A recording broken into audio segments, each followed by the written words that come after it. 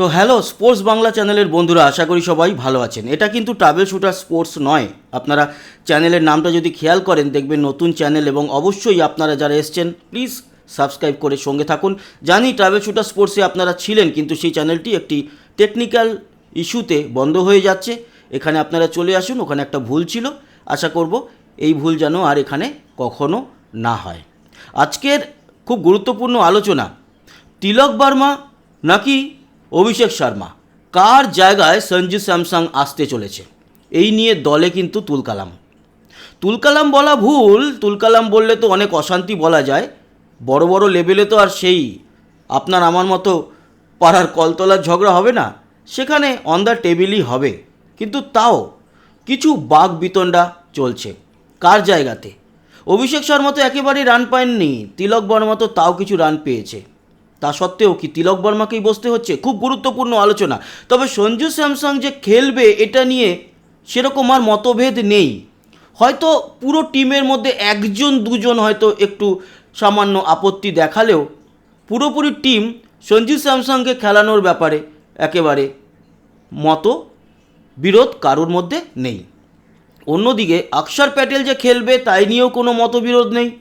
কিন্তু যেটা সমস্যা, অক্ষর প্যাটেল কার জায়গায় খেলবে হঠাৎ করে বলে দেওয়া যায় ওয়াশিংটন সুন্দরের জায়গায়, কিন্তু না, এখানেও একটা টিম ম্যানেজমেন্ট অন্য কিছু ভাবছে। আসবো ডিটেল আলোচনায়। তার আগে বলে রাখি, আজকে শুরুতে যেই দুজনকে নিয়ে আলোচনা করব সেই দুজন হচ্ছে আমাদের একজন বর্তমান আর আরেকজন হচ্ছেন প্রাক্তন কোচ রাহুল দ্রাবিড় এবং গৌতম গম্ভীর।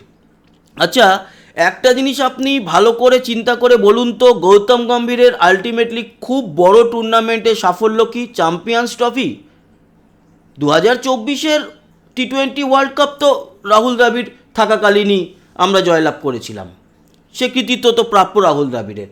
কিন্তু চ্যাম্পিয়ন্স ট্রফির দিকে যদি আপনারা নজর দেন দেখবেন আমাদের যে 2023-এর বিশ্বকাপের দলটা, যেই দল আমরা ফাইনালে চ্যাম্পিয়ন হতে পারিনি, অস্ট্রেলিয়ার এগেনস্টে হেরেছিলাম সেই আনলাকি 19শে নভেম্বর, তো সেই দলেরই কিন্তু 95% দিয়ে তৈরি করা গৌতম গম্ভীরের হাতে ছিল চ্যাম্পিয়ন্স ট্রফির দলটি। তাতে রোহিত শর্মা, বিরাট কোহলি সকলেই ছিল। তো চ্যাম্পিয়ন্স ট্রফির সাফল্যকে যেরকম ছোট করছি না, কিন্তু গৌতম গম্ভীরের অবদানকে ছোট না করে তার থেকে অনেক বেশি বড় অবদান মনে করি রাহুল দ্রাবিড়ের।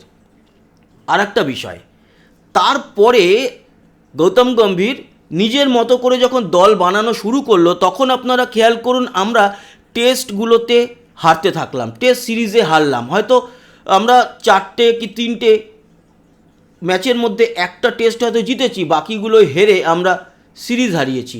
হোয়াইট ওয়াশ হয়েছি আমরা নিউজিল্যান্ডের কাছে ঘরের মাটিতে। তারপরে ওয়ান ডে সিরিজগুলোও হারতে থাকলাম।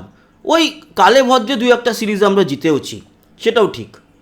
এছাড়া যদি খেয়াল করেন আমাদের রাহুল দ্রাবিড় চলে যাওয়ার পর যে ওয়ান ডে সিরিজগুলো হয়েছে তার মধ্যে গৌতম গম্ভীর থাকাকালীন যে সিরিজগুলো জিতেছে ভারত, সেগুলোর মধ্যে রোহিত শর্মা আর বিরাট কোহলিরই অবদান সবথেকে বেশি ছিল।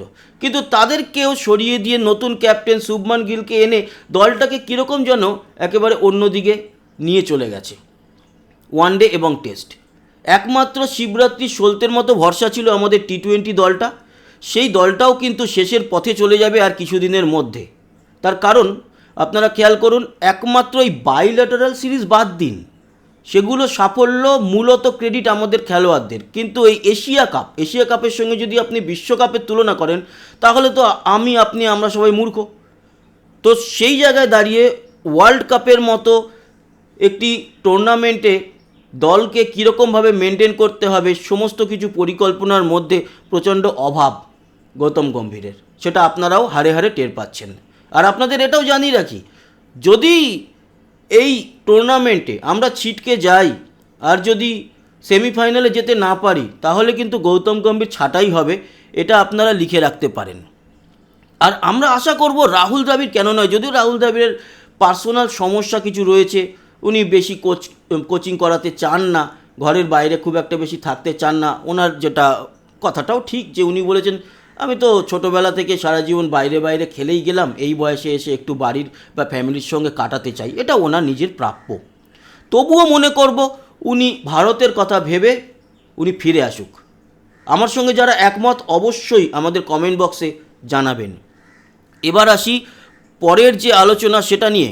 দেখুন, কেন বললাম যে কাকে ছেড়ে কাকে নেওয়া হবে সেখানে কনফিউশন। প্রথমেই বলে রাখি, সবাই বলবে অভিষেক শর্মা তো কিছুই রান করতে পারেনি, মাত্র 15 রান, পাঁচটা ম্যাচ খেলে, 5টা ম্যাচ আমরা এখনও পর্যন্ত খেলেছি। একটা ওর পেটের সমস্যার জন্য ম্যাচও খেলেনি নামিবিয়ার সঙ্গে, সেটা বাদ দিলেও 4টে ম্যাচ খেলেছে, তার মধ্যে 3টে শূন্য আর একটা হচ্ছে 15 গত দিনের সাউথ আফ্রিকার এগেনস্টে। তার থেকে বেটার তিলক বর্মার স্কোর রয়েছে, কিন্তু তাও কেন তিলক বর্মার উপরে আসবে চোট? তার কারণ এখনও অবধি অভিষেক শর্মাকে প্রাইমারি বা প্রিমিয়ার ওপেনার হিসেবেই ভারত মনে করছে, এই নিয়েই তর্ক বিতর্কটা চলছে। তবুও আজকে ফুল ফ্লেজ প্র্যাকটিস আছে এম.এ. চিদম্বরম স্টেডিয়াম চিপকে, সেখানে ইন্ডিয়া টিম এসে গেছে, এখন লাঞ্চের পরে আসার কথা বা হয়তো মাঠে এখন ঢুকবে, তারপরে বোঝা যাবে আরও সিনারিও কোন দিকে যেতে চলেছে। কিন্তু এটুকু জেনে রাখুন, কোপ কিন্তু তিলক বর্মার উপরেই পড়বে এবং সঞ্জু স্যামসং 90% প্লাস ধরে রাখুন দলে আসছে, অ্যাজ এ ওপেনার আসছে। তার কারণ এই মোমেন্টামটা কাটাতে হবে লেফট হ্যান্ডার। আমরা বলেছিলাম ম্যাথু হেডেন, অ্যাডাম গিলক্রিস্ট একসাথে তো বাহাতি ওপেন করেছে, প্রচুর সাফল্য এনে দিয়েছে, কিন্তু আজকের ডেটে দাঁড়িয়ে এই সমস্যাগুলো কিন্তু ফেস আপনাকে করতেই হবে, যেহেতু অফ স্পিনাররা কিন্তু প্রথমেই চলে আসছে বল করতে। দুজন লেফট হ্যান্ডারের ক্ষেত্রে সামাল দেওয়াটা মুশকিল হচ্ছে, তাই সঞ্জু স্যামসং কেন নয়, সঞ্জু স্যামসং এবং অভিষেক শর্মাই সম্ভবত ওপেনিংয়ে আসছে। এরপরে ঈশান কিষানকে আবারও সেই নিউজিল্যান্ড সিরিজের মতো 3 নম্বরে দেখা যেতে পারে, এই হচ্ছে পরিস্থিতি। আর আরও বেশি গুরুত্বপূর্ণ, সেটা ওয়াশিংটন সুন্দরের জায়গায় নয়, রিঙ্কু সিংয়ের জায়গাতে অক্ষর প্যাটেল আসতে চলেছে, এরকমটাই কিন্তু টিম ম্যানেজমেন্টের ভিতরকার খবর। যদিও আজকে প্র্যাকটিস, কালকের প্র্যাকটিসের পর আরও সিনারিওটা পরিষ্কার হবে, তবে আভাস যেগুলো আসছে সেই আভাসগুলো আপনাদেরকে দিয়ে দিলাম। এখন প্রশ্ন হলো যে ওয়াশিংটন সুন্দর কেন খেলবে? সত্যি খেলার কোনো জায়গা নেই, কিন্তু একটা যে জায়গা তৈরি হয়েছে সেটা তিলক বর্মার জন্য। তিলক বর্মা ওয়াশিংটন সুন্দরকে বাদ দিলে একমাত্র প্লেয়ার যে অফ স্পিনটা সামান্য কিছুটা হলেও করতে পারে। ওয়াশিংটন সুন্দর এত মার খাওয়ার পরেও আগের দিন 1 ওভার অন্তত তিলক বর্মাকে দিয়ে কেন দেখা হয়নি এটা বুঝলাম না। সবাই তো মার খাচ্ছে, তাহলে ও কেন নয়? ও না মারই খেত। ওয়াশিংটন সুন্দর কী এমন আহামরি বল করেছে? তাও তিলক বর্মা ডাউন হলে একজন অন্তত দলে যাতে অফ স্পিনার থাকে, যেহেতু বিপক্ষের এখন অনেক দলেই 3জন 2জন মিনিমাম লেফট হ্যান্ডার ব্যাটসম্যান, তাদের একটু অফ স্পিন খেলতে অসুবিধা হয়, তাই ওয়াশিংটন সুন্দরের কথা ভাবা।